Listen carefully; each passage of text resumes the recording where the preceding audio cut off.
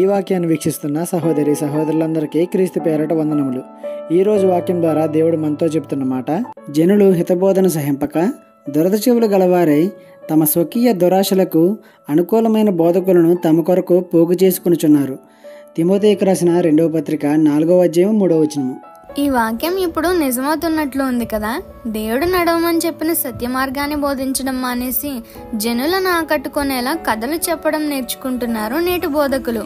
విశ్వాసులు కూడా ఏమాత్రం తక్కువ లేకుండా నిజాన్ని, గద్దింపులను, దిద్దుబాట్లను బోధించే బోధకులకు ఫుల్ స్టాప్ పెట్టి వారికి నచ్చిన బోధలు ఎక్కడున్నాయా అని వెతుక్కుని మరి సంఘాలకి వెళ్తున్నారు. మరి నీ సంగతి ఏంటి? నీ విశ్వాస ప్రయాణం ఎటు సాగుతుంది? సత్యం వైపా లేక కల్పనా కథల వైపా? మన నిరీక్షణ అయిన యేసయ్యను చేరుకోవాలంటే నేనే మార్గం, సత్యం, జీవం అని చెప్పిన యేసయ్య మార్గంలో నడవాలి. అది ఇరుకు మార్గమే. ఇబ్బందులు వస్తాయి, శ్రమలు వస్తాయి, కానీ తట్టుకొని నిలబడితే మాత్రం విశాలమైన ఆయన కోగిట్లో చేరిపోయి అసలైన ప్రశాంతత, అసలైన సుఖమైన జీవితం ఆయన యొద్ద జీవించవచ్చు. ఇదంతా జరగాలంటే మనం చెప్పే బోధ సత్యమైనదై ఉండాలి. గుర్తుపెట్టుకోండి. ఈ చిన్న సువార్త పరిచర్యలో మీ సహోదరులు. God bless you. ఆమేన్.